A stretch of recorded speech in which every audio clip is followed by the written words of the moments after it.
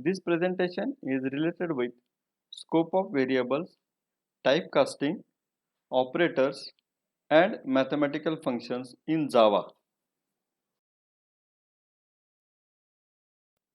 The presentation consists of scope of variables, typecasting, standard default values, operators in Java, mathematical functions, and at the end we'll see one simple program. We'll see scope of variables.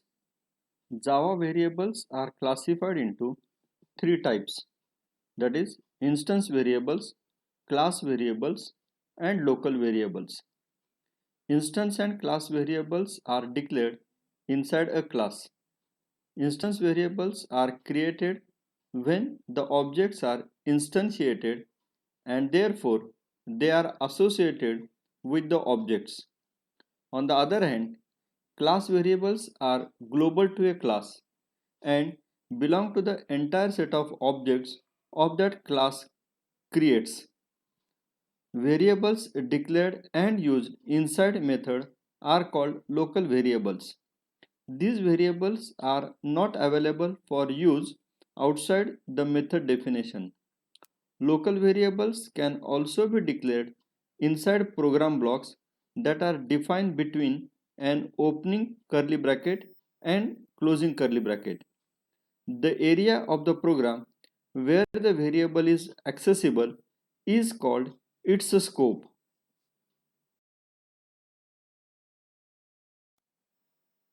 Now we'll see what is casting. We often encounter situations where there is a need to store a value of one type into a variable of another type. In such situations, we must cast the value to be stored by preceding it with the type name in the parenthesis as shown here in the syntax. The process of converting one data type to another is called casting. Here in the example, m is an integer variable with the initial value as 50. Now value of this integer variable is assigned to another two variables, that is n and count, which are of type byte and long respectively. Four integer types can be cast to any other type except boolean. Casting into a smaller type may result in a loss of data. Similarly, float and double can be cast to any other type except boolean. Casting a floating point value to an integer will result in a loss of fractional part. Now the next table lists those casts which are guaranteed to result in no loss of information. Now, according to this table, you can assign byte type data to short, character, integer, long, float, and double. Similarly, you can assign short type value to integer, long, float, and double. Character type value can be assigned to integer, long, float, and double. Integer value can be assigned to long, float, and double. Long value can be assigned to float and double, and you can assign value of float type to only double.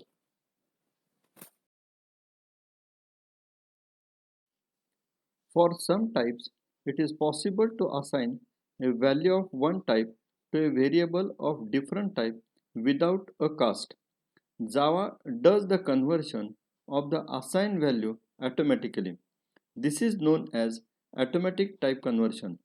Automatic type conversion is possible only if the destination type has enough precision to store the source value. For example, integer is large enough to hold a byte value. Therefore, byte b is equal to 74, integer a is equal to b are valid statements. The process of assigning a smaller type to a larger one is known as widening or promotion, and that of assigning a larger type to a smaller one is known as narrowing. Narrowing may result in a loss of information. In Java, every variable has a default value. If we don't initialize a variable when it is first created, Java provides default value to that variable automatically. Here, this table shows the types of the variable and the default value. That is, for the byte type variable, the default value is 0. Similarly, for short and integer type variable, the default value is 0. For long, it is 0L. Then for float, it is 0.0. For double, it is 0D. For character, it is a null character. And for boolean, the default value is false. And for the reference type variables, the default value is null. We'll see operators in Java. Java operators can be classified into arithmetic operators, which are plus, minus, multiplication, division, and modulo. Relational operators, less than or equal to, greater than or equal to, and not equal to. Logical operators are logical and, logical or, and logical not. Then assignment operator is equal to two increment and decrement operators, that is plus plus and minus minus. Conditional operator is also known as ternary operator, which is indicated by question mark and colon sign. Special operators. Java supports two special operators such as instance of and the member selection operator, that is indicated by dot. Instance of is an object reference operator and returns true if an object on the left hand side is an instance of the class given on the right hand side. This operator allows to determine whether the object belongs to a particular class or not. Bitwise operators. These operators are used for manipulation of data at values of bit level. These operators are used for testing the bits or shifting them to the right or left. These operators may not be applied to float or double. Here in the table, various bitwise operators and their meaning is given. These bitwise operators are bitwise and, bitwise or, bitwise exclusive or, ones complement, shift left, shift right, and shift right with zero fill. Now next is arithmetic expressions. An arithmetic expression is a combination of variables, constants, and operators arranged as per the syntax of computer language. An arithmetic expression without any parenthesis will be evaluated from left to right using the rules of precedence of operators. There are two distinct priority levels of arithmetic operators in Java. The highest priority is given to multiplication, division, and modulo operator. Then the low priority is given to addition and subtraction.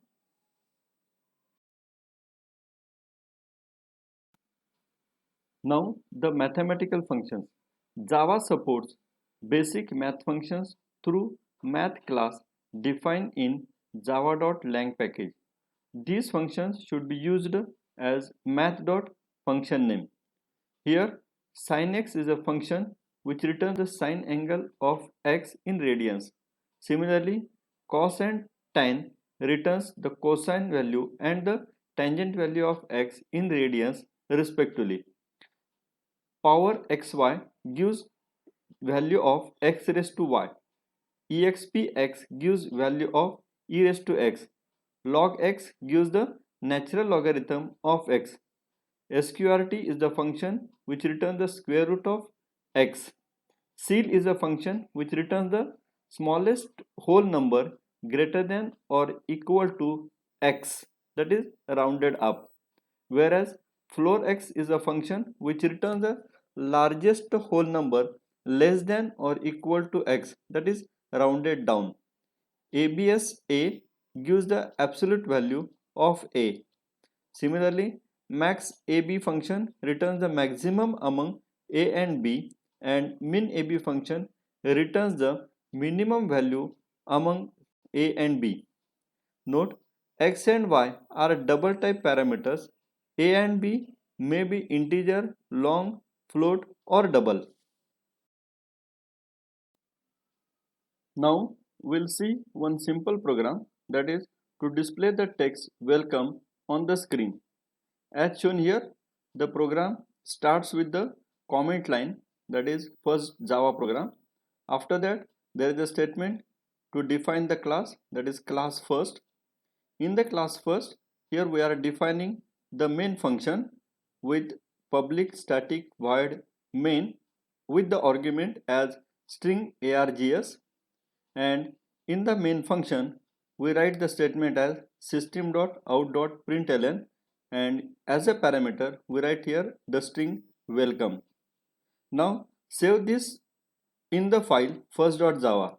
After that, compile the program using the command javac first.java. This command compiles the file and creates a bytecode, that is a class file called as first.class.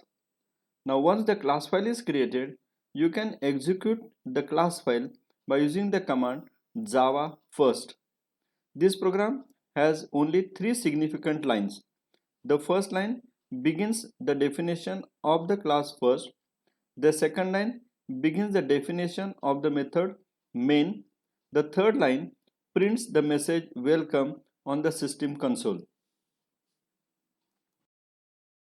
That's the end of this presentation. Thank you.